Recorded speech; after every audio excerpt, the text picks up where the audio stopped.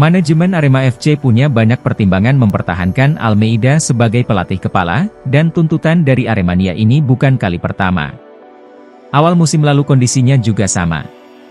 Bahkan lebih parah, karena Arema tak bisa menang dalam 4 laga awal. Kondisi ini terulang di awal Piala Presiden. Kendati begitu, Almeida bisa meyakinkan manajemen dengan progres positif di tengah hingga akhir kompetisi.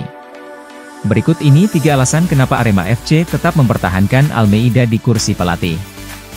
Almeida punya durasi kontrak 2 musim ke depan. Artinya hingga penghujung musim 2024 mendatang dia terikat dengan Arema FC. Jika diputus kontrak sekarang, manajemen Arema harus mengeluarkan kompensasi yang tidak sedikit. Ratusan juta harus dikeluarkan hanya untuk membayar pesangon. Manajemen Arema FC di bawah kendali pengusaha Gilang Widya Pramana alias Juragan 99 tentu tak ingin membuang dana cuma-cuma. Hitungan bisnis pasti sudah dilakukan. Sehingga manajemen Arema besar kemungkinan tidak akan menghentikan Almeida di tengah jalan. Ini berbeda dengan era sebelum dipegang Juragan 99.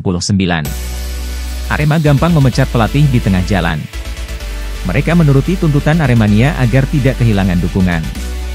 Pelatih seperti Aji Santoso, Joko Susilo, pernah diganti sebelum kontraknya selesai setelah dapat protes dari supporter di dalam stadion dan media sosial. Sejak menangani Arema FC awal musim lalu, bisa dibilang kritikan dari Aremania sudah jadi langganan bagi Almeida.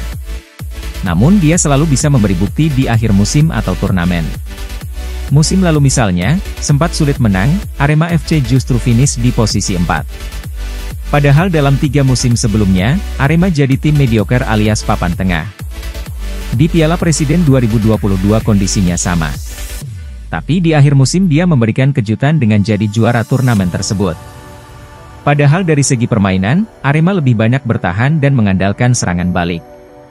Namun itu terbukti efektif ketika berhadapan dengan lawan yang cenderung main lebih menyerang. Karena menangani Arema FC sejak musim lalu, Almeida sudah paham dengan karakter anak buahnya.